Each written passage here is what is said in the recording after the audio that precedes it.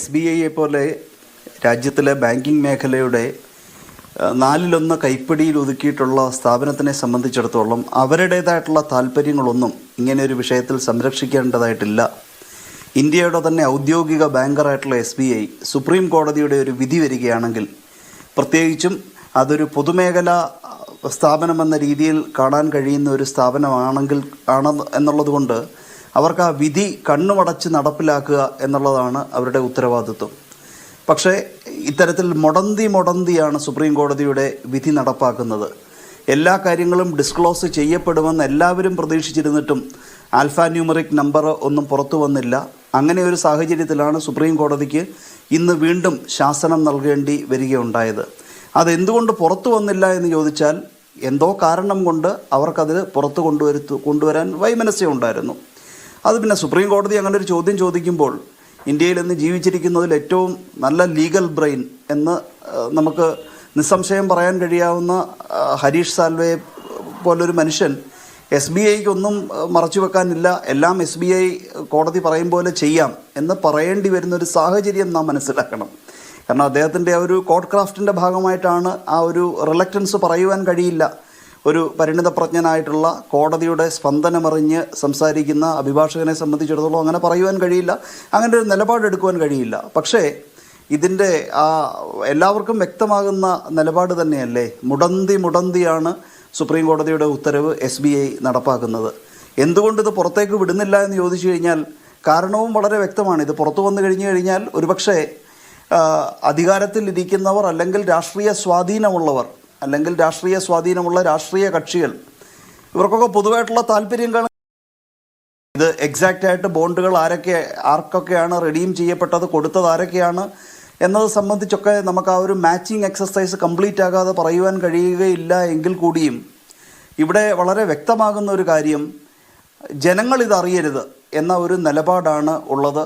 അത് കേന്ദ്ര സർക്കാരും ആ ഒരു റിലക്റ്റൻസ് ഉണ്ടായിരുന്നു അവരുടെ ഭാഗത്തു നിന്നുണ്ട് എന്ന് മാത്രമല്ല, ഫിക്കിയും അസോഷവും പോലെയുള്ള സംഘടനകളും ഈ ഗോദായിലേക്ക് ഇന്ന് എടുത്തു ചാടുന്നതും നാം കാണുകയുണ്ടായി.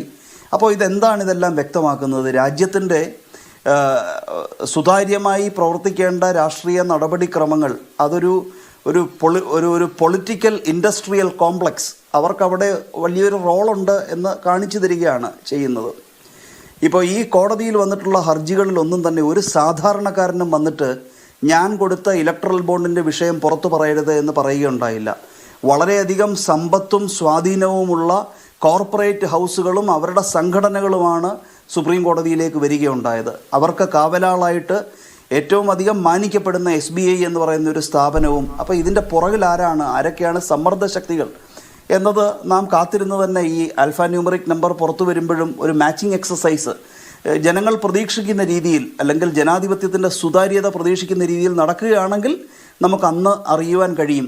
പക്ഷേ ഒരു കാര്യം വളരെ വ്യക്തമാണ്, C. റൈറ്റ് മിൽസ് എന്ന് പറഞ്ഞിട്ടുള്ള ഒരു അമേരിക്കൻ സോഷ്യോളജിസ്റ്റ് ഉണ്ടായിരുന്നു. 20ാം നൂറ്റാണ്ടിൻ്റെ ഭാഗത്താണ് അദ്ദേഹം ജീവിച്ചിരുന്നതും എഴുതിയിരുന്നതുമൊക്കെ.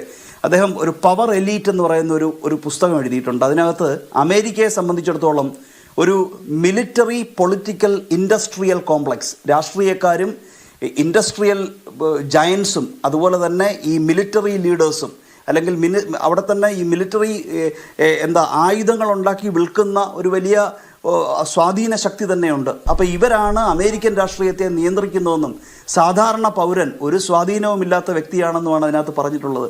ഇവിടെ ഒരു ആയുധ ഇൻഡസ്ട്രി, ഇവിടെ മിലിറ്ററി ഇൻഡസ്ട്രി ഇവിടെ എസ്റ്റാബ്ലിഷ് ചെയ്യപ്പെട്ടിട്ടില്ല. പക്ഷേ ഇവിടെ ഒരു പൊളിറ്റിക്കൽ ഇൻഡസ്ട്രിയൽ കോംപ്ലക്സ് ഉണ്ട് എന്നും പലപ്പോഴും നയതീരുമാനങ്ങൾ എടുക്കുന്നതിൽ ഇവരുടെയൊക്കെ റോളുകൾ പ്രകടമാകുന്നുവെന്നും നമുക്ക് ബോധ്യം തരുന്ന കാര്യങ്ങളാണ്. ജനങ്ങളവിടെ വളരെ ഡിസ്പെൻസബിൾ ആയിട്ടുള്ള കമ്മോഡിറ്റിയായി മാറുകയല്ലേ. വോട്ട് കൊടുക്കുവാൻ മാത്രം വിധിക്കപ്പെട്ടതല്ലേ. 5 വർഷത്തിലൊരിക്കൽ ഒരു ദിവസമോ അല്ലെങ്കിൽ ഏതാനും ആഴ്ചകളോ മാത്രം മൂല്യമുള്ള ഒരു വസ്തുവായിട്ട് ജനാധിപത്യത്തിൽ ജനം മാറപ്പെടുന്നു. അത് നമ്മുടെ ഒരു പരിധിവരെ നമ്മുടെ നാടിൻ്റെ അവസ്ഥ വളരെ കഷ്ടമാണ്. അപ്പം ഇതിനെക്കുറിച്ച് അറിയുവാനുള്ള അവർക്ക് അവകാശമില്ല. SBIയെ സംബന്ധിച്ചിടത്തോളം അന്തസ്സോടുകൂടി ഡിസ്ക്ലോസ് ചെയ്യേണ്ടുന്ന കാര്യമല്ലേ. എന്ത് റിലക്റ്റൻസ് ആണ് അവർക്ക് ഉണ്ടാകേണ്ടത്? ഈ SBIയെ പോലൊരു സ്ഥാപനത്തിനെ സംബന്ധിച്ചിടത്തോളം ഭരണഘടനയുടെ 144-ാമത്തെ അനുച്ഛേദ പ്രകാരം എല്ലാ സർക്കാർ സ്ഥാപനങ്ങളും സർക്കാരിന് റോളുള്ള ഏതൊരു സ്ഥാപനത്തിൻ്റെ ഉത്തരവാദിത്വമാണ് ബഹുമാനപ്പെട്ട സുപ്രീം കോടതിയുടെ ഉത്തരവ് ഇംപ്ലിമെൻ്റ് ചെയ്യുക എന്നുള്ളത്.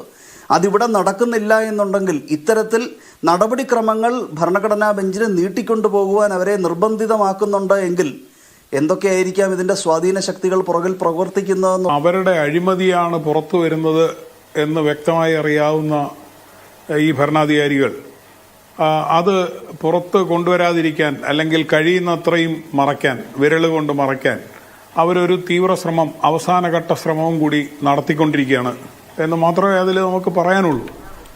ഇത് പകരത്തിന് പകരമായി ക്വിഡ് പ്രോ ക്വോ ആയിട്ട് കിട്ടിയതാണോ എന്നുള്ള കാര്യത്തിൽ സുപ്രീം കോടതി അതിൻ്റെ ഉത്തരവിൽ പറയുന്നത്, അതിൻ്റെ പാര 201 പറയുന്നു, the reason for political contributions by companies is as open as daylight. Even the learned Solicitor General did not deny during the course of the hearings that corporate donations are made to receive favors through quid pro quo arrangements. അതുപോലെ 202 പാരഗ്രാഫിൽ പറയുന്നു, the contributions made by companies are purely business transactions made with the intent of securing benefits in return. ഇത് വളരെ വ്യക്തമായി കോടതി പറഞ്ഞു കഴിഞ്ഞു. Solicitor ജനറലിന് എതിരഭിപ്രായമില്ലാത്ത രീതിയിൽ ഇത് ചെയ്ത ഉപകാരങ്ങൾക്ക് പ്രത്യുപകാരമായി കിട്ടുന്നതാണ് എന്ന് കോടതി വിലയിരുത്തി കഴിഞ്ഞിരിക്കുന്നു. അതിൻ്റെ ഫൈനൽ കാര്യങ്ങൾ വരേണ്ടതുണ്ട്. നമ്മൾ നേരത്തെ പറഞ്ഞ ആൽഫ ന്യൂമറിക് കോഡൊക്കെ വെച്ചിട്ട് ആർക്ക് കൊടുത്തു എന്നൊക്കെ പരിശോധിക്കപ്പെടേണ്ട കാര്യമാണ്. പക്ഷെ ഭരണത്തിലിരിക്കുന്ന കക്ഷിക്കാണ് ഇതിൻ്റെ ഏതാണ്ട് ഈ ഇലക്ട്രൽ ബോണ്ടും അതിനു മുമ്പുണ്ടായിരുന്ന ഇലക്ട്രൽ ട്രസ്റ്റും പിന്നെ 20,000 രൂപയ്ക്ക് മേളിൽ കൊടുക്കാവുന്ന ഡൊണേഷൻസും എല്ലാം കൂടെ പരിശോധിച്ചാൽ 85% ഇത്തരം ഡൊണേഷൻസ് കിട്ടിയിട്ടുള്ളത് BJPക്കാണ്. ബാക്കിയുള്ളവർക്ക് അതിൻ്റെ ബാക്കി 10-15% കിട്ടിയിട്ടുള്ളത്. ഇലക്ട്രൽ ബോൺസിൻ്റെ കാര്യത്തിൽ തന്നെ നോക്കിയാൽ നമുക്കറിയാം സിംഹഭാഗവും ഇവർക്കാണ് കിട്ടും. ഒരു ഭാഗത്ത് 20,000 രൂപയ്ക്ക് മുകളിലുള്ള ട്രാൻസാക്ഷൻസ് ഒന്നും ബാങ്കിലൂടെ അല്ലാതെ നടത്താൻ പാടില്ല എന്ന് പറയുന്നു. ഇവിടെ അഴിമതി തടയാൻ വേണ്ടി എല്ലാം ബാങ്കിലേക്ക് കൊണ്ടുവരുന്നു, ഡിജിറ്റൽ മണിയാണെന്ന് പറയുന്നു. നമുക്ക് പരസ്യങ്ങൾ കേട്ട് കഴിഞ്ഞാൽ അമ്മയുടെ കാര്യം, അച്ഛൻ്റെ കാര്യം എല്ലാം മോഡിജിയാണ് നോക്കുന്നതെന്നാണ് പറയുന്നത്. അങ്ങനെയാണ് പരസ്യം. അദ്ദേഹത്തിൻ്റെ ഗ്യാരണ്ടി ആണെന്നോ ഏതാണ്ടൊക്കെ ഡിജിറ്റലാക്കിയെന്നോ ഒക്കെയാണ് പറയുന്നത്. പക്ഷേ ഇതെല്ലാം പൗരന്മാർ തമ്മിലുള്ള ട്രാൻസാക്ഷനിൽ ഇതെല്ലാം കൊണ്ടുവരികയും അങ്ങനെ ഭാരതം മുഴുവൻ സുതാര്യമാക്കി എന്ന് പറയുകയും ചെയ്യുന്ന സർക്കാർ ഒരു ഭാഗത്ത്. മറുഭാഗത്ത് നേരത്തെ ഇവിടെ കമ്പനികൾക്ക് പൊളിറ്റിക്കൽ പാർട്ടീസിന് സംഭാവന നൽകാൻ കഴിയുമായിരുന്നു, നേരത്തെയും കഴിയുമായിരുന്നു. അവരുടെ കഴിഞ്ഞ 3 വർഷത്തെ നെറ്റ് പ്രോഫിറ്റിന്റെ ലാഭവിഹിതത്തിന്റെ 7.5% വരെയേ കൊടുക്കാൻ കഴിയുമായിരുന്നുള്ളൂ. അത് കമ്പനിയുടെ നിലനിൽപ്പിനും അവരുടെ ഷെയർ ഹോൾഡേഴ്സിന്റെ താല്പര്യവും ഒക്കെ പരിരക്ഷിച്ചിട്ട് അങ്ങനെ കൊണ്ടുവന്ന ഒരു നിയമമാണ്. അങ്ങനെ കൊടുക്കുന്ന സംഭാവനകൾ ഇൻകം ടാക്സിന്റെ 80 GGB അനുസരിച്ച് പൂർണ്ണമായും ടാക്സ് എക്സംഷൻ കിട്ടാവുന്ന പണമാണ്. അവർ ആ കമ്പനിയുടെ കണക്കിലും രാഷ്ട്രീയ പാർട്ടികളുടെ കണക്കിലും ഈ തുക കാണിക്കാൻ അവർ ബാധ്യസ്ഥരായിരുന്നു. ഇത്രയും അവകാശം നമുക്ക് വിവരാവകാശ നിയമം പോലും ഇല്ലാത്ത ഘട്ടം മുതൽ നമുക്കുണ്ടായിരുന്നു. ഇങ്ങനെ ഉണ്ടായിരുന്ന അവകാശം എടുത്തു കളഞ്ഞിട്ടാണ് ഇലക്ട്രൽ ബോണ്ട് വന്നപ്പോൾ എത്ര വരെ കൊടുക്കാം എന്നുള്ളത് പൂർണ്ണമായി എടുത്തു കളയുന്നു. അങ്ങനെ കൊടുക്കുന്ന കോൺട്രിബ്യൂഷൻസ് എല്ലാം അനോണിമസ് ആയിരിക്കും, ആരെയും അറിയിക്കേണ്ടതില്ല എന്നൊരു വ്യവസ്ഥ കൊണ്ടുവരുന്നു. എന്തിനു വേണ്ടിയാണ് ഇത് കൊണ്ടുവരുന്നത് എന്നുള്ളത് വ്യക്തമല്ലേ? അന്നേ ഇത് വ്യക്തമാണ്. അപ്പോൾ അങ്ങനെ കൊണ്ടുവന്നതിന് ശേഷം ഇപ്പോൾ അത് ബഹുമാനപ്പെട്ട സുപ്രീം കോടതി ഇത് ഭരണഘടനാ വിരുദ്ധമാണെന്നും ഇത് ജനങ്ങളുടെ അറിയാനുള്ള അവകാശത്തിനും അവരുടെ മൗലിക അവകാശങ്ങൾക്ക് വിരുദ്ധമാണെന്നും കോടതി കണ്ടെത്തുന്നു. ഈ കോടതി കണ്ടെത്തിയപ്പോൾ മാർച്ച് മാസത്തിൽ നമ്മുടെ ആഭ്യന്തരമന്ത്രി ശ്രീ അമിത്ഷാ പറഞ്ഞ എന്താണ്, ആരെയും ബോധ്യപ്പെടുത്താൻ, ഇത് വളരെ സുതാര്യമാണെന്ന് ആരെയും ബോധ്യപ്പെടുത്താൻ തനിക്ക് കഴിയും എന്നാണ് അദ്ദേഹം പറഞ്ഞത്. അത് സുപ്രീം കോടതിയെ ബോധ്യപ്പെടുത്തട്ടെ. അതോ ഈ നേരത്തെ ചൂണ്ടിക്കാണിച്ചതുപോലെ ഈ പ്രഗത്ഭരായ അഭിഭാഷകർക്കൊന്നും ശ്രീ അമിത്ഷാ പറയുന്ന കാര്യങ്ങൾ കോടതിയോട് പറഞ്ഞ് മനസ്സിലാക്കാൻ കഴിയാത്തതുകൊണ്ടാണോ? എങ്കിൽ അദ്ദേഹം നേരിട്ട് ഹാജരാകട്ടെ. എന്തുകൊണ്ടാണ് മനസ്സിലാക്കാൻ കഴിയാത്തത്? അപ്പോൾ ഈ സ്റ്റേജിൽ കയറി നിന്ന് ഇതുപോലെ വലിയ വർത്തമാനങ്ങൾ പറയുക, ആരെയും ബോധ്യപ്പെടുത്താൻ കഴിയും എന്നൊക്കെ പറഞ്ഞ് ജനങ്ങളെ ഇങ്ങനെ കബളിപ്പിക്കുക, അതാണ് അറിയേണ്ട ആവശ്യമില്ല എന്നല്ല. ഇവരിത് എൻഗാഷ് ചെയ്യുന്ന സമയത്ത് ഇവർക്ക് ഇതെല്ലാം അറിയാം. ഇവരുടെ കയ്യിൽ ലിസ്റ്റുണ്ട്. നേരത്തെ പറഞ്ഞതുപോലെ ഇത് കൊടുക്കുന്നവർ എന്ത് പർപ്പസിന് വേണ്ടിയാണ് കൊടുക്കുന്നതെന്നുള്ളതും വ്യക്തമാണ്. നമുക്കറിയാമല്ലോ ഈ കാര്യങ്ങൾ പുറത്തു വരുമോ എന്ന്. ഇവർ പറയുന്നത് പോലെ ബാക്കി എല്ലാറ്റിനും ഡിജിറ്റൽ തെളിവുകൾ കണ്ടെത്താൻ കഴിയുന്ന ഇവർക്ക് ഇതിന് ഡിജിറ്റൽ തെളിവുകൾ കണ്ടെത്താൻ എന്താ കഴിയാത്തത്? ഇത് കഴിയും, സാങ്കേതികമായും കഴിയും. അല്ലാതെ ഈ രാഷ്ട്രീയ പാർട്ടികളുടെ കയ്യിലും ലിസ്റ്റുണ്ട്, കൊടുത്തവരുടെ കയ്യിലും ലിസ്റ്റുണ്ട്. കാരണം ഇതൊരു ബാങ്ക് അക്കൗണ്ടിൽ നിന്ന് മറ്റൊരു ബാങ്ക് അക്കൗണ്ടിലേക്ക് മാറ്റപ്പെടുന്ന പണമാണ്. അപ്പൊ ഈ കഥകളെല്ലാം ഇങ്ങനെ പറയുക. ഇലക്ഷൻ കമ്മീഷൻ ഇപ്പൊ ജഡ്ജിമാർ രാജിവെച്ചിട്ട് ഇലക്ഷന് മത്സരിക്കുന്നു, ജഡ്ജിമാർ റിട്ടയർ ചെയ്തിട്ട് ഗവർണർമാരാകുന്നു, ഗവർണർമാർ തിരിച്ചു വന്ന് മത്സരിക്കുന്നു. അങ്ങനെ ഈ രാജ്യത്തെ എല്ലാ ഇലക്ഷൻ കമ്മീഷനിൽ എന്താ നടക്കുന്നതെന്ന് നമ്മൾ കണ്ടു. എല്ലാ സ്ഥാപനങ്ങളിലും ഇവരുടെ ഈ പ്രധാനമന്ത്രിയുടെ ഇച്ഛാനുസരണം പ്രവർത്തിക്കുന്ന ആൾക്കാരായി മാറുകയും അതിനുവേണ്ടി കാത്തു നിൽക്കുന്നവരായി മാറ്റപ്പെടുകയും ചെയ്യുന്ന ഒരു സാഹചര്യത്തിലും കൂടിയാണ് നമ്മളിത് ചർച്ച ചെയ്യുന്നതെന്ന് വിചാരിക്കുന്നത്. സുപ്രീം കോടതി ഇതേ മൂഡിൽ നിന്നാൽ ഈ മുഴുവൻ ആൾക്കാരുടെയും ലിസ്റ്റ് നമുക്ക് ബോധ്യപ്പെടും, നമുക്ക് പുറത്തു വരും എന്നുള്ള കാര്യത്തിൽ ഒരു സംശയവും വേണ്ട. നമ്മൾ പറഞ്ഞത് ഈ പറഞ്ഞു വന്നത് ഈ ഡോണേഴ്സിന്റെ ലിസ്റ്റ് നമ്മൾ പരിശോധിച്ചാൽ ഇതിലെ ബഹുഭൂരിപക്ഷവും ഏതാണ്ട് ആദ്യത്തെ 25 ഡോണേഴ്സിൽ ഏതാണ്ട് 20 പേര് ഈ റോഡുകള്, ബ്രിഡ്ജുകള്, അങ്ങനെ ഗവൺമെന്റിന്റെ ജോലികൾ ചെയ്യുന്ന സ്ഥാപനങ്ങളാണെന്ന് നമുക്ക് മനസ്സിലാക്കാൻ കഴിയും. അപ്പൊ നമ്മൾ അതിന്റെ കാര്യം തന്നെ പരിശോധിച്ചാൽ വളരെ രസകരമായ കാര്യമാണ്. രണ്ടാമതുള്ളത് ലോട്ടറിയും ഗെയിമിങ്ങും അതുപോലത്തെ ഉള്ള കമ്പനികളാണ് ഇതിലുള്ളത്. ഞാൻ നേരത്തെ പറഞ്ഞത്. അപ്പോൾ ഇതെല്ലാം ഗവൺമെന്റ് അങ്ങോട്ട് കൊടുക്കുന്ന സേവനങ്ങൾക്ക് പാരിതോഷികമായി കിട്ടുന്നതാണെന്ന് നമുക്ക് വ്യക്തമായി ആ ലിസ്റ്റ് പരിശോധിച്ചാൽ, അവരുടെ പ്രവർത്തന മേഖല പരിശോധിച്ചാൽ തന്നെ ഒരു സാധാരണക്കാരന് മനസ്സിലാകാവുന്ന രീതിയിലാണ് ഇത് ഒറ്റ നോട്ടത്തിൽ തന്നെ ഇത് ഉള്ളതെന്ന് നമുക്ക് മനസ്സിലാക്കാൻ കഴിയും. രണ്ടാമത് EDയുടെയും CBIയുടെയും റെയ്ഡ്, ഏതാണ്ട് 30-ലധികം കമ്പനികൾ അങ്ങനെ റെയ്ഡ് നടത്തപ്പെടുകയും അന്വേഷണത്തിന് വിധേയമാക്കപ്പെടുകയും ചെയ്ത കമ്പനികളാണ്. ചിലർ ജാമ്യം കിട്ടി 4 ദിവസത്തിനകം പണം കൊടുത്തിട്ടുള്ള കമ്പനികളുണ്ട്. അപ്പൊ എന്ന് പറഞ്ഞാൽ ഇവിടുത്തെ അന്വേഷണ ഏജൻസികൾ ഏതാണ്ട് പാർട്ടിയുടെ പിരിവുകാരായി മാറ്റപ്പെട്ടിരിക്കുന്നു എന്നുള്ള കാര്യം നമുക്ക് മനസ്സിലാക്കാൻ കഴിയും. മൂന്നാമത് ഈ വളരെ ചെറിയ സ്ഥാപനങ്ങൾ അവരുടെ പ്രോഫിറ്റിന്റെ 10 മുതൽ 100% വരെ കോൺട്രിബ്യൂട്ട് ചെയ്തിരിക്കുന്നത് നമുക്ക് കാണാൻ കഴിയും. ഈ ചെറിയ സ്ഥാപനങ്ങൾ എന്തിനു വേണ്ടി സൃഷ്ടിക്കപ്പെട്ടതാണ്, ഇത് ആരുടെ ബിനാമികളാണ് എന്നുള്ളത് പരിശോധിക്കപ്പെടേണ്ടതുണ്ട്. നമ്മളിവിടെ നേരത്തെ പറഞ്ഞതുപോലെ ഈ 20,000-ന് മുകളിലുള്ള ട്രാൻസാക്ഷൻ സുതാര്യമാക്കി എന്ന് പറഞ്ഞതുപോലെ മൗറീഷ്യസ് വഴിയുള്ള പണം കടത്തും റൗണ്ട് ട്രിപ്പിങ്ങും എല്ലാം അവസാനിപ്പിച്ചു എന്ന് പറഞ്ഞവർ ഇന്ത്യക്കുള്ളിൽ തന്നെ ഈ പരിപാടി എല്ലാം ചെയ്യാനുള്ള ഒരു സംവിധാനം നിയമം വഴി ഉണ്ടാക്കി സൃഷ്ടിച്ച് കൊടുക്കുകയാണ്. എന്നിട്ട് ജനങ്ങളോട് പറയുകയാണ് ഇവിടുത്തെ രാഷ്ട്രീയ പാർട്ടികളുടെ ഫണ്ടിങ് എല്ലാം ഞങ്ങൾ സുതാര്യമാക്കിയിരിക്കുന്നു എന്ന് നമ്മൾ പറയുകയാണ്. റിലയൻസ് റീറ്റെയിലിന്റെ ഒരു പ്രൈവറ്റ് അൺലിസ്റ്റഡ് സബ്സിഡറി ഇതിൽ പണം കൊടുത്തത് നമുക്ക് കാണാവുന്നതാണ്. വേദാന്ത എന്നുള്ള കമ്പനി അത് EDയുടെയും CBIയുടെയും റെയ്ഡ് നടത്തിക്കൊണ്ടിരിക്കുന്ന സമയത്താണ് 300 കോടി രൂപ BJPക്ക് കൊടുക്കുന്നത്. ഗുജറാത്തിൽ ആത്മനിർഭർ, ഇങ്ങനെ കുറെ പേരുകൾ ഇപ്പൊ നമ്മൾ കേൾക്കുന്നുണ്ടല്ലോ. അതിന്റെ ഭാഗമായിട്ട് ഈ വേദാന്തയെ ഉൾപ്പെടുത്തി. പിന്നീട് അവർക്ക് മുന്നോട്ട് പോകാൻ കഴിഞ്ഞില്ല എന്നുള്ളത് വേറൊരു കാര്യം. ഈ റെയ്ഡ് നടത്തി അവർ കുറ്റക്കാരെ പ്രതിസ്ഥാനത്ത് നിൽക്കുമ്പോഴാണ് അവരെ ഈ പദ്ധതികളുടെ എല്ലാം ഭാഗമായിട്ട് പ്രധാനമന്ത്രി തന്നെ പ്രഖ്യാപിക്കുന്നത് എന്നുള്ളത് നമുക്ക് കാണാം. ഒരു യശോദ സൂപ്പർ സ്പെഷ്യാലിറ്റി ഹോസ്പിറ്റൽ എവിടെയാണ് ഒറിജിൻ, എവിടെയാണ് പ്രവർത്തിക്കുന്നതെന്ന് അറിയില്ല. ഒരു സപ്ലൈ ചെയിൻ മാനേജ്മെന്റ് ഒരു സ്ഥാപനത്തിന്റെ കാര്യമുണ്ട്. ഇതുപോലെ ഷെൽ കമ്പനികളെ ഒഴിവാക്കി എന്ന് വലിയ വർത്താനം പറയുന്ന ഈ രാജ്യത്ത് ഇവിടുത്തെ ഭരണകൂടം, അത് ഭരിക്കുന്ന കക്ഷി തന്നെ ഇതുപോലത്തെ ഷെൽ കമ്പനികളുടെ കയ്യിൽ നിന്ന് പണം പറ്റിയിരിക്കുകയാണ്. ഈ ലിസ്റ്റ് എന്നിട്ട് പുറത്തുവിടേണ്ടതില്ല എന്ന നിയമം ഉണ്ടാക്കി വെച്ചിരിക്കുകയാണ്, ഭരണഘടനാ വിരുദ്ധമായ നിയമം ഉണ്ടാക്കി വെച്ചിരിക്കുകയാണ്. എന്നിട്ട് അത് നമ്മളുടെ മുന്നിൽ വേദിയിൽ നിന്ന് പ്രസംഗിക്കുകയാണ്, നേരത്തെയുള്ള അഴിമതി മുഴുവൻ ഞങ്ങൾ തുടച്ചു മാറ്റിയിരിക്കുന്നു എന്ന് പറയുകയാണ്. അങ്ങനെ യഥാർത്ഥത്തിൽ ഇവിടുത്തെ ഇലക്ഷൻ തന്നെ റിഗ് ചെയ്യാവുന്ന രീതിയിൽ സംഭാവനകളുടെ ബഹുഭൂരിപക്ഷം കൈക്കലാക്കിക്കൊണ്ട് മറ്റുള്ളവർക്കും കിട്ടിയില്ലേ എന്നായിരിക്കും ചോദ്യം.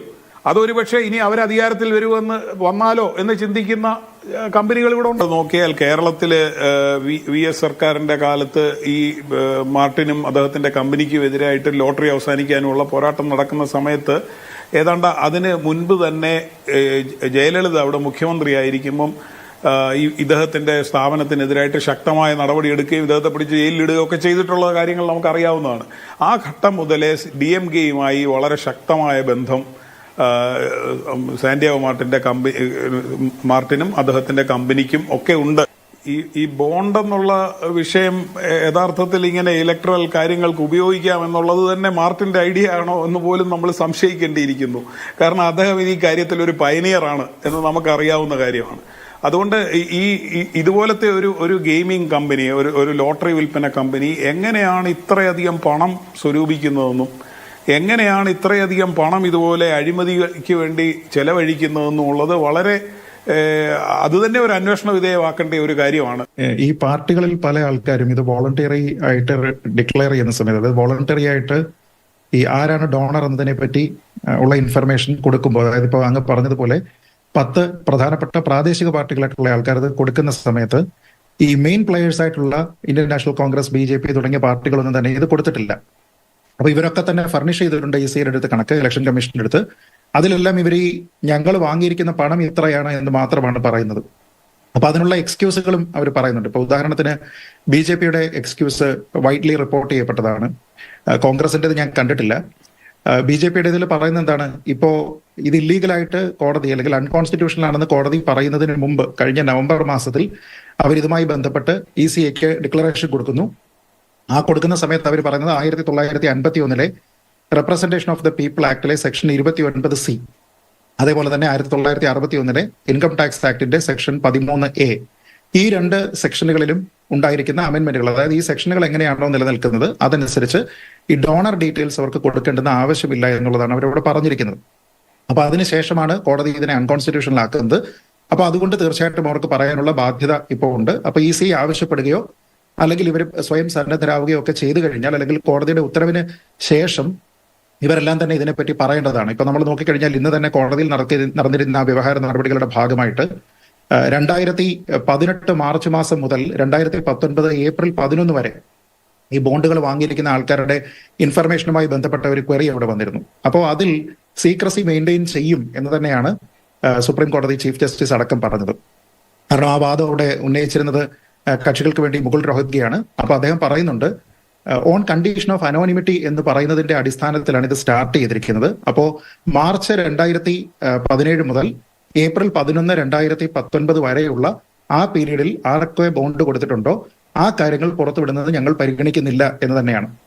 കാരണം 2019 ഏപ്രിൽ 12 ഉണ്ടായിരിക്കുന്ന ഇന്ററിം ഓർഡറിന്റെ അടിസ്ഥാനത്തിലാണ് ഇതിൽ ഇനി അനോണിമിറ്റി ഇല്ല എന്ന രീതിയിലൊക്കെ പറയുന്നത്. അതായത് എല്ലാ ഡോണേഴ്സ് ആയിട്ടുള്ള ആൾക്കാരുടെ അടുത്തും സുപ്രീം കോടതിയുടെ ആ വിധി ബാധകമാണ്. അവരോട് പറയുന്നുണ്ട്, നിങ്ങൾ ഇനി ഡൊണേറ്റ് ചെയ്തിരിക്കുന്ന പണത്തിന് അനോണിമിറ്റി എന്ന് പറയുന്ന ഒരു കാര്യമില്ല, ഇത് ഡിസ്ക്ലോഷർ ആവശ്യമുണ്ടെങ്കിൽ ഡിസ്ക്ലോസ് ചെയ്യപ്പെടേണ്ടതാണ് എന്ന് പറഞ്ഞിട്ടുണ്ട്. അപ്പൊ അതിന് മുമ്പുള്ള ഓർഡറിനില്ല. പക്ഷേ 2019 ഏപ്രിൽ 12 മുതൽ ആരെങ്കിലും ബോണ്ട് വാങ്ങിയിട്ടുണ്ടെങ്കിൽ അതിൽ യാതൊരു വിധത്തിലുള്ള അനോണിമിറ്റിയും ഇല്ല. അപ്പൊ അങ്ങനെ അനോണിമിറ്റി ഇല്ലാത്തത് കൊണ്ട് തന്നെ അതിനുശേഷം വാങ്ങിയിരിക്കുന്ന പണം വെളിപ്പെടുത്തുന്നതിന് രാഷ്ട്രീയ പാർട്ടികൾക്കോ അല്ലെങ്കിൽ അതിന്റെ ഡീറ്റെയിൽസ് കൊടുക്കുന്നതിന് SBIക്കോ അത് പുറത്തുവിടുന്നതിന് ഇലക്ഷൻ കമ്മീഷൻ ഓഫ് ഇന്ത്യക്കോ ഒന്നും തന്നെ യാതൊരു വിധത്തിലുള്ള ബുദ്ധിമുട്ടുകളും ഉണ്ടാകേണ്ടതുമില്ല. പക്ഷെ ഇവിടെ ഒരു ടെക്നിക്കാലിറ്റിയിൽ പിടിച്ചുകൊണ്ടാണ് ഹരീഷ് സാൽവയുടെ ആ കാര്യം പറഞ്ഞത്. അതായത് ഇതിനെല്ലാം ആധാരമായിട്ടുള്ള വിധി എന്ന് പറയുന്നത്, അതായത് എവിടെ അനോണിമിറ്റി ഇല്ല, ഏതൊക്കെ കാര്യങ്ങൾ അനോണിമിറ്റിയിൽ വരും, ഏതൊക്കെ കാര്യങ്ങൾ വരില്ല എന്നതുമായി ബന്ധപ്പെട്ട് 2019 ഏപ്രിൽ 12 ഇന്ററിം ഓർഡറിൽ പറഞ്ഞിരിക്കുന്ന കാര്യമാണ്. ഇന്ന് വ്യവഹാര നടപടികൾക്കിടെ ശ്രീ അഭിലാഷ് പറഞ്ഞു, അദ്ദേഹം ഇന്ത്യയിലെ ബെസ്റ്റ് ലീഗൽ ബ്രെയിൻ ആണ്. അപ്പൊ അദ്ദേഹത്തിന്റെ എക്സ്പെർട്ടീസ് ഉപയോഗിച്ചുകൊണ്ട് തന്നെ അദ്ദേഹം അവിടെ പറഞ്ഞിരുന്ന കാര്യമുണ്ട്, ഡേറ്റ് ഓഫ് പർച്ചേസ് എന്ന് പറയുന്ന ഒരു കാര്യം, നെയിം ഓഫ് പർച്ചേസർ ആരാണ്, എത്രയാണ് തുക, അതിന്റെ ഡിനോമിനേഷൻ എത്രയാണ്, ഈ കാര്യങ്ങളെ പറ്റി പറയുന്നു. അതേപോലെ തന്നെ ഓപ്പറേറ്റീവ് പാർട്ട് ഉണ്ട്, ഓപ്പറേറ്റീവ് ഡയറക്ഷന്റെ 2ാം ഭാഗത്ത് വരുന്ന സമയത്ത് ഏതൊക്കെ പൊളിറ്റിക്കൽ പാർട്ടികളാണ് ഇത് വാങ്ങിയിരിക്കുന്നത് എന്നതുമായി ബന്ധപ്പെട്ട കാര്യങ്ങളാണ്. ഇത് SBI നിലവിൽ കൊടുത്തിട്ടുണ്ട്.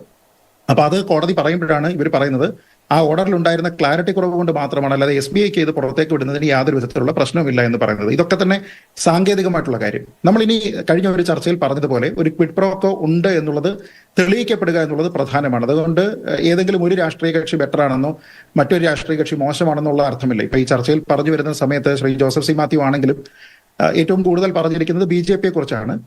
പക്ഷെ ഇവരെ ആരെതിർക്കും? അതാണ് പ്രശ്നം. ഇപ്പൊ ശ്രീ ജോസഫിനെ എതിർക്കാം, അല്ലെങ്കിൽ ഒരു ഇൻഡിവിജ്വൽ ആയിട്ടുള്ള ഒരു വ്യക്തിക്ക് എതിർക്കാം.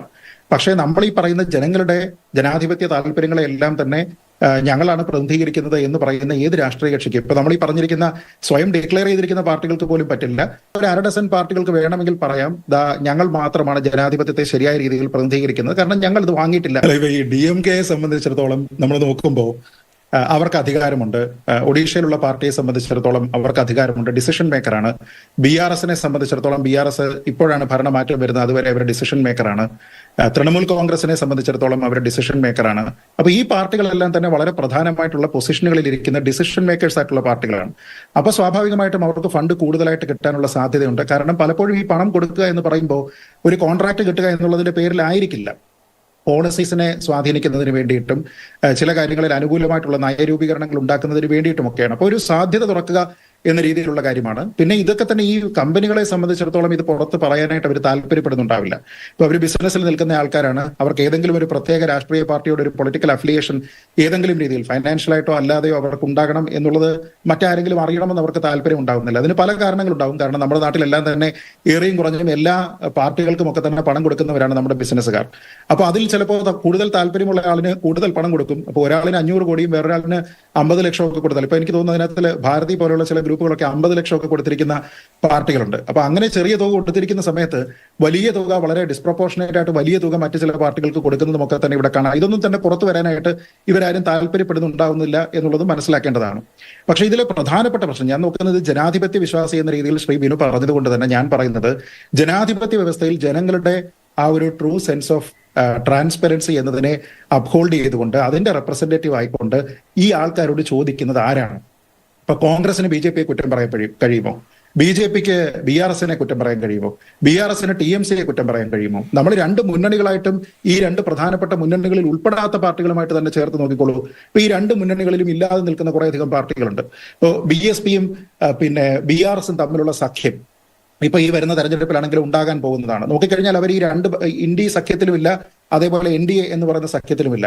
അപ്പൊ ഇവരാരും തന്നെ ഈ NDA-യിലായാലും INDA-യിലായാലും മറ്റുള്ള കക്ഷികളിലായാലും ആരും തന്നെ ഈ പറയുന്ന രീതിയിലത്തേക്ക് ഇതിനെ എതിർക്കാനായിട്ടുള്ള ഒരു മോറൽ റൈറ്റ് ഇല്ലാത്ത ആൾക്കാരായിട്ട് മാറിയിരിക്കുകയാണ്. അപ്പൊ ഈ വിവാദം എവിടെ പോയി നിൽക്കും? ഇപ്പൊ സുപ്രീം കോടതി എന്തെങ്കിലും പറയുന്നു, ഡിസ്ക്ലോസ് ചെയ്യാനായിട്ട് പറയുന്നു, ശരി, അത് ചെയ്യുന്നു.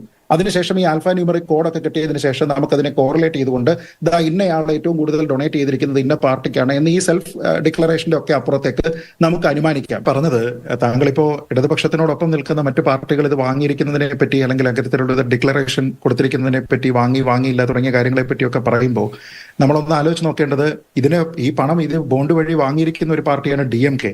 ആ DMK-യിൽ നിന്ന് പിച്ചക്കാശ് പോലെ തന്നെ വാങ്ങിയിരിക്കുന്ന പല രാഷ്ട്രീയ പാർട്ടികളുണ്ട്. ഇപ്പൊ 10 കോടി 15 കോടിയൊക്കെ വെച്ചിട്ട് CPI CPM പോലെയുള്ള പാർട്ടികൾക്കും കിട്ടിയിട്ടുണ്ട്. ഡിക്ലെയർ ചെയ്യുന്ന സമയത്താണ് നമ്മൾ അറിയുന്നത്. അപ്പൊ ഇവരാരും പണ്ട് ഇല്ലേ ദേശാഭിമാനി വാങ്ങി 2 കോടി തിരിച്ചു കൊടുത്തു എന്നത് പറഞ്ഞ പോലെ ഈ പറഞ്ഞിരിക്കുന്ന പണം ഇനി ഈ പറഞ്ഞതുപോലെ DMK-യും ഇങ്ങനെ വാങ്ങുന്നതാണല്ലോ, അതുകൊണ്ട് ഞങ്ങൾക്ക് അതിന്റെ പങ്ക് പറ്റാൻ താല്പര്യമില്ല എന്ന് പറഞ്ഞുകൊണ്ട് ഈ 25 കോടി രൂപ നമ്മുടെ കേരളത്തിൽ ഏറ്റവും കൂടുതൽ പ്രാതിനിധ്യമുള്ള ഈ പാർട്ടികൾ തിരിച്ചു കൊടുക്കുമോ എന്ന് കണ്ടറിയണം. അപ്പൊ എല്ലാവർക്കും ഈ രക്തത്തിൽ പങ്കുണ്ട്, അല്ലെങ്കിൽ എല്ലാവരുടെ കയ്യിലും കറ പറ്റിയിട്ടുണ്ട് എന്നുള്ളതാണ് ഇതിന്റെ വാസ്തവം. നടപ്പാക്കൽ സത്യവാങ്മൂലം നൽകേണ്ടതായിട്ടുണ്ട് എന്ന് ബഹുമാനപ്പെട്ട സുപ്രീം കോടതി പറയുന്നത് കംപ്ലൈ ചെയ്യുകയല്ലാതെ ഇതിനകത്ത് മറ്റ് മാർഗമില്ല. പക്ഷേ ഈ ജനാധിപത്യത്തിൽ ചർച്ചയാകേണ്ടത് എത്രത്തോളം വൈമനസ്യം കാണിക്കാമോ അത്രത്തോളം SBI കാണിച്ചു എന്നുള്ളതാണ്. അതെന്ത് താല്പര്യത്തിനെയാണ് സംരക്ഷിക്കാനാണ് ഇങ്ങനെ ചെയ്തത് എന്നുള്ളത് അത് ആ മാച്ചിങ് ഡേറ്റ പുറത്തു വരുമ്പോഴാണ് അറിയാൻ കഴിയുക. സർക്കാരിയ കമ്മീഷൻ സയന്റിഫിക് കറപ്ഷൻ എന്നാണ് DMK-യുടെ അഴിമതികളെക്കുറിച്ച് പണ്ട് അഴിമതിയുടെ കരുണാനിധി സർക്കാരിനെ ഡിസ്മിസ് ചെയ്തത് അഴിമതിയുടെ കാരണം ചൂണ്ടിക്കാട്ടിയാണല്ലോ. അന്ന് സർക്കാരിയ കമ്മീഷൻ പരിശോധിച്ചിട്ട് പറഞ്ഞത് ഒരു വളരെ കോൺട്രവേഴ്സ്യൽ ആയിട്ടുള്ള കമൻ്റ് ആയിരുന്നു, സയന്റിഫിക് കറപ്ഷൻ. അതായത് ഇപ്പം നമ്മുടെ ഈ കപ്പക്കിഴങ്ങിൻ്റെ മുകളിലെ ചെടി നിൽക്കും, അടിയിലുള്ള കിഴങ്ങ് മാന്തിയിട്ടുണ്ടാകും, എന്നിട്ട് ചെടി മാത്രം ആരോഗ്യത്തോടു കൂടി നിൽക്കും. അതാണ് DMK-യുടെ സ്കില്ലെന്നാണ് പറയുന്നത്. അപ്പോൾ നമുക്ക് കൺക്ലൂഡ് ചെയ്യാൻ കഴിയുന്നത് രാഷ്ട്രീയ പാർട്ടികളെല്ലാം ഒരേ തൂവൽ പക്ഷികളാണ്. ഇവർക്കൊക്കെ തന്നെ സംഭാവന കിട്ടിയിട്ടുണ്ട്. SBI-യുടെ നിലപാടുകളെ സ്വാധീനിക്കാൻ ഇന്ന് ശക്തിയുള്ളത് സർക്കാരിനാണ്. ഞാനത് മാത്രമല്ല, ആർട്ടിക്കിൾ 144 പ്രകാരം ഇത് എംപ്ലോയ് ചെയ്യാനുള്ള ഉത്തരവാദിത്വം, ഇംപ്ലിമെൻ്റ് ചെയ്യാനുള്ള ഉത്തരവാദിത്വം SBI-ക്ക് ഉണ്ടെന്ന് ഞാൻ പറയുകയും ചെയ്തു. പക്ഷേ അതില്ല എങ്കിൽ കൂടിയും അപ്പോൾ എത്രത്തോളം ഒരു സർക്കാർ ഏജൻസിയായിട്ട് SBI മാറുന്നു എന്നുള്ളത് ഇൻഡിക്കേറ്റ് ചെയ്യാനായിട്ടാണ്. സുപ്രീം കോടതി ബാർ അസോസിയേഷൻ്റെ ചരിത്രത്തിൽ ഇല്ലാത്തതുപോലെ ബാർ അസോസിയേഷൻ പ്രസിഡന്റ് ഓഫ് ഇന്ത്യക്ക് കത്തെഴുതിയിരിക്കുന്നു. എന്താണ്? പ്രസിഡൻഷ്യൽ റെഫറൻസ് കൊടുക്കണം സുപ്രീം കോടതിക്ക്, അതായത് ഈ ജഡ്ജ്മെൻറ്റ് റിവ്യൂ ചെയ്യണമെന്ന്. ഒരിക്കലും ഈ പ്രസിഡൻഷ്യൽ റെഫറൻസ് എന്ന് പറയുന്ന 143-ാമത്തെ വകുപ്പിൽ ഇന്ത്യൻ ഭരണഘടനയുടെ പറഞ്ഞിരിക്കുന്ന പ്രസിഡന്റിന് സുപ്രീം കോടതിയോട് നിയമോപദേശം തേടാമെന്ന് പറഞ്ഞിരിക്കുന്ന വകുപ്പ് ഒരിക്കലും തീരുമാനിക്കപ്പെട്ട ചോദ്യങ്ങൾ റിവ്യൂ ചെയ്യുവാനുള്ളതല്ല, ഒരിക്കലും അതിനുവേണ്ടി വിഭാവനം ചെയ്തിട്ടുള്ളതല്ല. അത് സെറ്റിൽഡ് ലോയാണ്. സുപ്രീം കോടതി കേസ് കേട്ട് ഭരണഘടനാ ബെഞ്ച് പ്രഖ്യാപിച്ച ഒരു നിയമം എന്ന് പറഞ്ഞു കഴിഞ്ഞാൽ അതെങ്ങനെയാണ് പ്രസിഡന്റിന് റഫറൻസ് വഴി അത് റിവ്യൂ ചെയ്യിപ്പിക്കാൻ കഴിയുന്നത്? അപ്പോൾ ഇത്തരത്തിൽ ഈ സുപ്രീം കോടതിയുടെ ബാറിനെ വരെയും രാഷ്ട്രീയവൽക്കരിക്കപ്പെട്ടു കഴിഞ്ഞു, അല്ലെങ്കിൽ അതിനുവരെയും ബാറിൻ്റെ നേതാക്കൾ ഇറങ്ങുന്ന ഒരു സാഹചര്യം എന്ന് പറഞ്ഞു കഴിഞ്ഞാൽ അത് നീതി നടപ്പാക്കുന്നതിന്, അത് സംരക്ഷിക്കാൻ ബാധ്യതയുള്ള ആൾക്കാർ അതിന് വിഘാതമാകുന്നു എന്നുള്ളതിൻ്റെ ഏറ്റവും വലിയ ടെൽറ്റെയിൽ എക്സാമ്പിളാണ്. ഈ രാജ്യം നിർമ്മിക്കപ്പെട്ടിരിക്കുന്നത് ഭരണഘടന ഉപയോഗിച്ചാണ്. അതായത് this nation was constituted by the constitution. അങ്ങനെ അതൊരു നിർമ്മാണ ഘടനയാണ് ഭരണഘടന എന്ന് നമ്മൾ വ്യാഖ്യാനിക്കുന്നുണ്ടെങ്കിലും. അപ്പോൾ ഈ രാജ്യത്തിൻ്റെ നിർമ്മിതിക്ക് വിരുദ്ധമായി ഒരു നിയമം സൃഷ്ടിക്കുകയാണ്, ആ നിയമം ഉപയോഗപ്പെടുത്തുകയാണ്. അത് ബഹുമാനപ്പെട്ട സുപ്രീം കോടതി അതിൻ്റെ ഭരണഘടനാ ബെഞ്ച് പരിശോധിച്ച ശേഷം ഈ രാജ്യത്തിൻ്റെ നിർമ്മിതിയെ അപനിർമ്മിതിക്ക് ഉപയോഗിക്കുന്ന ഒരു നിയമമാണ് എന്ന് കണ്ടെത്തി കഴിഞ്ഞാൽ അത് ഇവിടുത്തെ ഭരണഘടനയിലെ ഏറ്റവും പ്രധാനപ്പെട്ട എൻറ്റിറ്റി ആയിട്ടുള്ള പൗരാവകാശങ്ങളും മൗലിക അവകാശങ്ങളും ധ്വംസിക്കുന്നതാണെന്നും ആർട്ടിക്കിൾ 19 വയലേഷനാണെന്നും കണ്ടെത്തി കഴിഞ്ഞാൽ പിന്നെ എക്സിക്യൂട്ടീവ് എന്താണ് ചെയ്യേണ്ടത്? ജനങ്ങളോട് ആത്മാർത്ഥത അല്പമെങ്കിലും ഉണ്ടെങ്കിൽ, ഇതൊരു തിരിച്ചറിവിൻ്റെ പ്രശ്നമായിരുന്നെങ്കിൽ ചെയ്യേണ്ടത് എന്താണ്? അപ്പോൾ തന്നെ അതിൽ നിന്ന് പിന്മാറുക എന്നുള്ളതാണ്. പക്ഷെ നിങ്ങൾ നേരത്തെ ഇവിടെ ചൂണ്ടിക്കാണിച്ചതുപോലെ എല്ലാ ശക്തികളെയും ഉപയോഗിച്ചുകൊണ്ട് ഇപ്പോൾ ഫിക്കി, അസോച്ചം, ഇവരുടെ വ്യാപാര സംഘടനകൾ, SBI, കേന്ദ്ര സർക്കാർ എല്ലാവരും കൂടി കോടതിയുടെ മേലിൽ സമ്മർദ്ദം ചെലുത്തിക്കൊണ്ട് എങ്ങനെ ഈ വിവരം ജനങ്ങളിൽ നിന്ന് മറച്ചുവെക്കാം എന്നുള്ള റിസർച്ചാണ് അവിടെ നടന്നുകൊണ്ടിരിക്കുന്നത്. ഇന്ത്യയിലുള്ള ഇലക്ട്രൽ ബോണ്ട് വാങ്ങിയിരിക്കുന്ന എല്ലാ പാർട്ടിക്കാർക്കും അതുണ്ട്. കാരണം അത് അറിയാനുള്ള അവകാശം ഇവിടെയുള്ള സാധാരണക്കാരന് ഉണ്ടാകണം എന്ന് തന്നെയാണ് എന്റെ വിശ്വാസം. കാരണം അതാണ് ട്രാൻസ്പെറൻസി. തന്നെയല്ല, ഈ ഇത്തരത്തിലുള്ള പാർട്ടികൾക്കൊക്കെ കൊടുക്കുന്ന സംഭാവനയ്ക്ക് കിട്ടുന്ന ഇൻകം ടാക്സിൽ കിട്ടുന്ന എക്സംഷൻ പോലും അങ്ങനെ നൽകാൻ പാടില്ല എന്ന് തന്നെയാണ് എന്റെ അഭിപ്രായം. കാരണം നമ്മൾ മറ്റേ രീതിയിൽ കിട്ടുന്ന പണത്തിനെല്ലാം തന്നെ നികുതി കൊടുക്കുകയും രാഷ്ട്രീയ പാർട്ടികൾക്ക് കൊടുക്കുന്ന കോടിക്കണക്കിന് പൈസയ്ക്ക് ഇത്തരത്തിലുള്ള ടാക്സ് എക്സംഷൻ കൊടുക്കുക എന്നൊക്കെ പറയുന്നത് തന്നെ തെറ്റായിട്ടുള്ള നടപടികളാണ്. അതുകൊണ്ട് ഈ വിധിയെ മാനിക്കുന്നുണ്ടെങ്കിൽ, നമ്മുടെ നാട്ടിലുള്ള കോടതിയെ മാനിക്കുന്നുണ്ടെങ്കിൽ തീർച്ചയായിട്ടും SBIക്ക് വെയിറ്റ് ചെയ്യാതെ തന്നെ ഓരോരുത്തരും സ്വയം അത് ഡിക്ലെയർ ചെയ്യണം എന്നുള്ളത് തന്നെയാണ് എന്റെ അഭിപ്രായം. ഏത് പാർട്ടിയാണെങ്കിലും, അത് കേന്ദ്രം ഭരിക്കുന്ന പാർട്ടിയാണെങ്കിലും സംസ്ഥാനം ഭരിക്കുന്ന പാർട്ടിയാണെങ്കിലും അധികാരമില്ലാത്ത പാർട്ടിയാണെങ്കിലും, അവർ പണം വാങ്ങിയിട്ടുണ്ടെങ്കിൽ ആ പണം ആരിൽ നിന്ന് കിട്ടി എന്നതിനെ പറ്റി അവർ ഡിസ്ക്ലോസ് ചെയ്യണം. അതറിയാനുള്ള അവകാശം ഇവിടെ ഉണ്ട്.